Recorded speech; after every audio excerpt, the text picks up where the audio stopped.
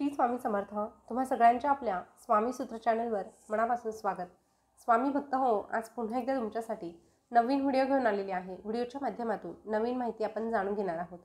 आज आपण कुठलाही उपाय किंवा कुठलीही सेवा जाणून घेणार नाही, तर बऱ्याचदा आपल्याला एक प्रश्न पडतो की एखादा निर्णय घेताना आपल्याला तो निर्णय घेतल्यानंतर असं वाटतं की अरे आपण उगाच तसा निर्णय घेतला, किंवा एखादा निर्णय घेताना आपल्याला हजारो प्रश्न पडतात की करू की नको करू, केलं तर काय होईल आणि नाही केलं तर काय होईल. अशा प्रकारची द्विधा मनस्थिती आपली बऱ्याचदा निर्माण होत असते. बऱ्याचदा म्हणण्यापेक्षा प्रत्येक वेळेस आपल्याला तो प्रश्न नक्कीच पडतो की काय करायला हवं, काय नको करायला हवं. त्यामुळे ह्या प्रश्नाचं उत्तर आपण आपल्या स्वामी महाराजांना कसं विचारू शकतो, किंवा स्वामींकडून आपण आपल्या प्रश्नाचा कौल कसा मिळवू शकतो, याविषयीचा आजचा हा व्हिडिओ असणार आहे. आता व्हिडिओला सुरुवात करण्यापूर्वी तुम्हाला एक सांगू इच्छिते की 99% लोकांना याचा म्हणजे सकारात्मक असाच अनुभव आलेला आहे. आता तुम्ही म्हणाल की 1% का बरं नाही, तर हे बघा, 1% का बरं नाही, तर ह्या गोष्टी करण्यासाठी आपण स्वामी सेवेत असायला हवं.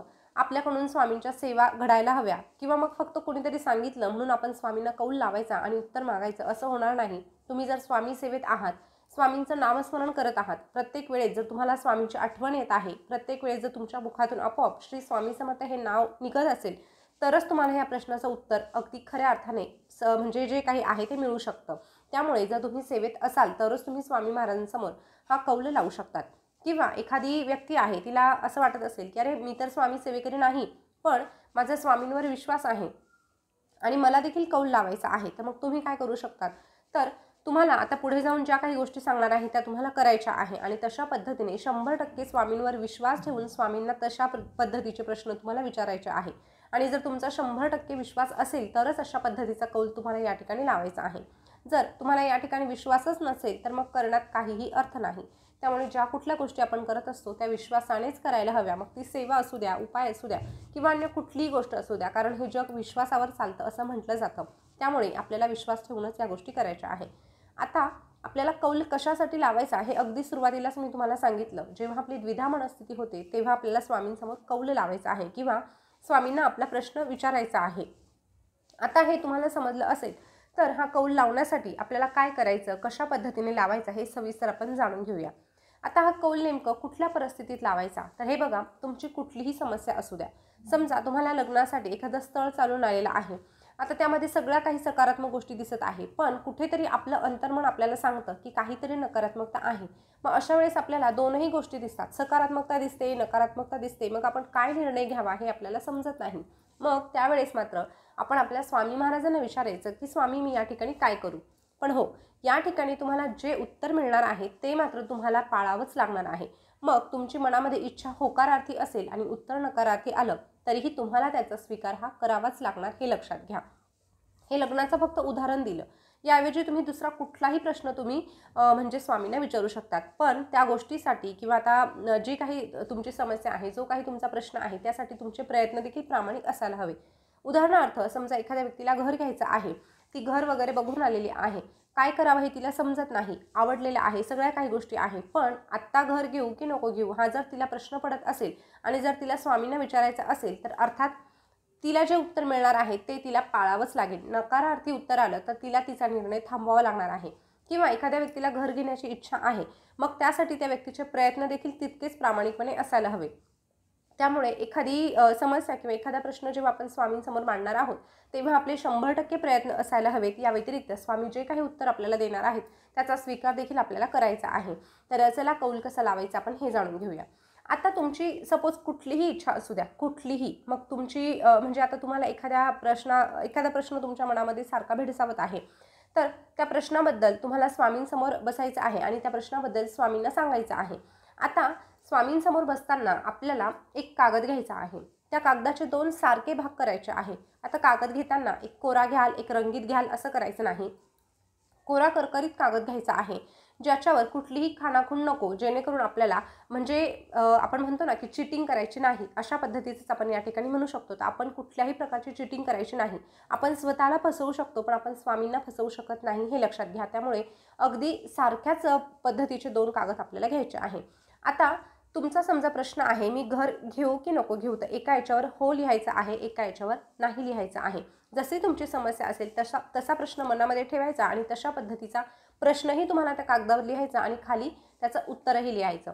अशा पद्धतीने दोनही प्रश्न तुम्ही लिहून घ्यायचे, सकारात्मक आणि नकारात्मक दोनही तुमचे कागद तयार आहे। त्याची व्यवस्थित घडी घालायची, समांतर आकाराचे कागद असणार आहे, त्यामुळे घड्या देखील समांतरच येणार आहे, सारख्याच येणार आहे, जेणेकरून आपल्याला त्यामध्ये कुठलीही चिटिंग करता येणार नाही, अशा पद्धतीने घडी घालायची आहे। आता हे दोनही कागद आपल्या हातामध्ये ठेवायचे। तुम्ही जी काही समस्या किंवा जो कुठला प्रश्न तुम्ही चिठ्ठीमध्ये लिहिलेला आहे तो पुन्हा एकदा स्वामींना सांगायचा आहे की स्वामी अशी अशी समस्या आहे आणि यामध्ये मला उत्तर घ्यायला जमत नाही, माझी द्विधा मनस्थिती झालेली आहे, निर्णय काय घेऊ मला समजत नाही, त्यामुळे तुम्ही जो निर्णय देणार आहात तो मला मान्य असणार आहे, त्यामुळे माझ्यासाठी जे योग्य आहे ते उत्तर तुम्ही मला याद्वारे द्या। आता बघा, बऱ्याचदा आपल्याला जे हवं असतं आपण ते नेहमीच स्वामींकडे मागतो, पण स्वामी नेहमी आपल्याला काय देतात तर आपल्यासाठी जे योग्य असतात ते स्वामी महाराज आपल्याला देत असतात। हे अगदी 100% म्हणजे या गोष्टीवर विश्वास ठेवून आपल्याला चालायचं आहे। आता तुमची समस्या सांगितल्यानंतर त्या दोनही चिठ्ठ्या ज्या आहेत त्या स्वामींसमोर ठेवायच्या आहे। तुमच्याकडे स्वामींचा फोटो असू द्या, मूर्ती असू द्या, अशा पद्धतीने जे काही तुमच्याकडे असणार आहे त्या ठिकाणी ह्या दोन चिठ्ठ्या ठेवून द्यायच्या आहे। आता हे केल्यानंतर आपल्याला तिथे बसून स्वामींचं नामस्मरण करायचं आहे। 11 माळा जप आपल्याला करायचा आहे। 11 माळ जप करणं शक्य नसेल किंवा तुमच्याकडे माळच नसेल तर काय करायचं, एक उदबत्ती लावून द्यायची, ती जोपर्यंत पेटत आहे तोपर्यंत आपल्याला नामस्मरण करायचं आहे। इतका तर वेळ आपल्याला काढायचाच आहे, कारण बघा बऱ्याचदा आपल्याला असं वाटतं की आपण स्वामींना प्रश्न विचारायचा आणि पटकन स्वामींनी उत्तर द्यायचं।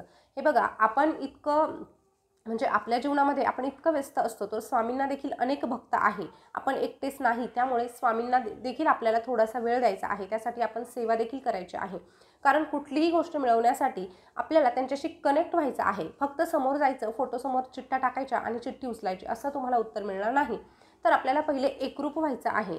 भगवंताशी एकरूप होण्यासाठी नामाशिवाय पर्याय नाही, त्यामुळे आपल्याला नामस्मरण करायचं आहे। अगदीच एक उदबत्ती लावून तोपर्यंत नामस्मरण करणं तुम्हाला शक्य नसेल तर कमीत कमी 5 ते 10 मिनिट का होईना तुम्हाला नामस्मरण करायचं आहे। पण हे नामस्मरण करताना तुमचं चित्त जे आहे ते थाऱ्यावर असणं गरजेचं आहे। मनामध्ये भलते सलते विचार चालू आहे आणि मग तुम्ही नाम जपत आहात तर त्याला काहीही अर्थ नाही। म्हणून आपलं मन एकरूप होण्यासाठी आपल्याला शांतपणे स्वामींशी म्हणजे स्वतःला जोडून घ्यायचं आहे। आता नाम जपताना काय होतं की सुरुवातीला बऱ्याचदा आपलं लक्षच लागत नाही, आपण फक्त म्हणत असतो पण आपले लक्ष इकडे तिकडे भरकटलेलं असतं, त्यामुळे 2-3 मिनिट तर तुमचे असेच जाणार आहे। हळूहळू कुठेतरी आपण स्वामींशी एकरूप होण्याचा प्रयत्न केला तर मग आपण हळूहळू स्वामींशी एकरूप होणार आहोत। त्यामुळे जास्तीत जास्त नामस्मरण करण्याचा प्रयत्न करा, एवढंच या ठिकाणी मी तुम्हाला सांगेन। आता नामस्मरण चालू असताना आपल्या मनामध्ये शुद्ध भाव ठेवायचा आहे। आपली जी समस्या आपण सांगितलेली आहे त्याबद्दल सकारात्मक विचार करायचा आहे। जसं की आता मी चिठ्ठीमध्ये लिहिलं आहे की माझं घर होईल का, किंवा मी घरासाठी प्रयत्न करत आहे तर मी तो निर्णय घेऊ की नको घेऊ, तर त्या संबंधीचे माझे जे विचार असणार आहे ते मला पॉझिटिव्ह ठेवायचे आहे आणि पॉझिटिव्ह विचार ठेवूनच आपल्याला नामस्मरण करायचं आहे। आपले जे विचार आहे ते आपल्याला स्वामींपर्यंत अशा पद्धतीने पोचवायचे आहे। आता नामस्मरण करून झाल्यानंतर स्वामींना पुन्हा एकदा प्रार्थना करायची आहे आणि त्यानंतर आपल्याला ह्या चिठ्ठ्यांपैकी एक चिठ्ठी उचलून घ्यायची आहे। आता त्याची 2 पद्धत आहे। तुमच्या घरामध्ये जर कोणी लहान मुलगा असेल किंवा मुलगी असेल तर त्या लहान मुलाला बोलवायचं आहे आणि त्याला त्यातली एक चिठ्ठी उचलायला लावायची। भलेही तुम्ही त्या 2 चिठ्ठ्या हातामध्ये उचलून घ्या आणि त्या मुलाला एक चिठ्ठी उचलायला लावा। त्या मुलाने जी चिठ्ठी उचललेली आहे ती चिठ्ठी तुम्हाला खरी मानायची आहे। तुमच्या हातात जी उरलेली आहे ती लगेचच फाडून टाकायची आहे आणि त्या मुलाकडे जी चिठ्ठी आलेली आहे त्यामध्ये जे काही उत्तर असणार आहे ते तुम्हाला ते तुम्हाला मान्यच करावं लागणार आहे, त्याचा तुम्हाला स्वीकार करायचा आहे। अशा पद्धतीने आपण स्वामींना कौल लावू शकतो। आता समजा त्या चिठ्ठीमध्ये नकारात्मक उत्तर आलं, आता समजा उदाहरणार्थ तुम्ही नोकरी सांगितली आहे की मला असे म्हणजे या नोकरीसाठी मी प्रयत्न करत आहे तर ती मला मिळेल का। आता समजा त्यामध्ये जर नाही असं आलं तर नाराज होण्याची गरज नाही। स्वामींनी जर नकार दिलेला आहे तर अर्थात स्वामींनी तुमच्यासाठी पुढचं जे नियोजन आहे ते देखील आखून ठेवलेलं असेल। कदाचित ह्या नोकरीपेक्षा तुम्हाला त्याहीपेक्षा चांगली नोकरी मिळणार असेल, म्हणून कदाचित इथे नाही असं उत्तर आलं आहे। असं जर तुम्ही मानून चालले तर नक्कीच स्वामींचा आशीर्वाद तुमच्या पाठीशी राहणार आहे। त्यामुळे होकारार्थी उत्तर आलं तर खूप चांगली गोष्ट आहे, पण नकारार्थी उत्तर आलं तरीही त्याचा स्वीकार आपल्याला करणं गरजेचं आहे। त्याचा स्वीकार करून त्या पावलावर पाऊल ठेवून जर आपण चाललो तर नक्कीच स्वामी महाराज आपला हात धरून चालणार आहेत आणि आपल्याला जे काही हवं आहे ते देखील मिळवून देणार आहे। तर स्वामी भक्त हो, अशा पद्धतीने आपल्याला स्वामी महाराजांना कौल लावायचा आहे। आता कौल लावणं आता मी तुम्हाला सांगितलं, अतिशय सोप्या पद्धतीने सांगितलं आणि ते तुम्हाला सोपंही वाटेल, पण खरंच एखादा निर्णय घेण्याची वेळ येते ना तेव्हा आपली द्विधा मनस्थिती होते की करू की नको करू, मग नाही आलं तर काय करायचं. तर नाही आलं तर मनामध्ये टेन्शन न घेता त्याचा स्वीकार करायचा आणि स्वामी जे सांगतील त्या मार्गावर आपल्याला चालत राहायचं आहे. तर स्वामी भक्त हो, बघा जेव्हा जेव्हा तुमची द्विधा मनस्थिती होणार आहे तेव्हा अशा पद्धतीने तुम्ही स्वामी महाराजांना कौल लावून बघा, 100% तुम्हाला तुमच्या प्रश्नाचं उत्तर मिळणार आहे. नकारार्थी जरी उत्तर आलं तरीही काही दिवसांनंतर तुम्हाला ते आपोआप समजणार आहे की अरे नाही आलं ते देखील चांगल्यासाठीच आलं होतं, याचा अनुभव तुम्हाला नक्कीच येईल आणि होकारार्थी आलं तर मग पुढे जायला हरकत नाही. तर स्वामी भक्त हो, ही माहिती तुम्हाला कशी वाटली कमेंट करून नक्की कळवा. याविषयी जर तुम्हाला काही शंका वाटली तर ती देखील विचारू शकतात. तसंच तुमचे कोणी मित्रमैत्रीण असतील तर त्यांना देखील अशा प्रकारची द्विधा मनस्थिती पडत असेल तर आवर्जून त्यांच्यापर्यंत हा व्हिडिओ पोचवा किंवा तोंडी जरी माहिती सांगितली तरीही चालेल. पण एखाद्याला निर्णय घेताना जर स्वामींची मदत मिळाली तर नक्कीच तो निर्णय चुकीचा ठरणार नाही. तर चला मग पुन्हा भेटूया नवीन व्हिडिओसोबत.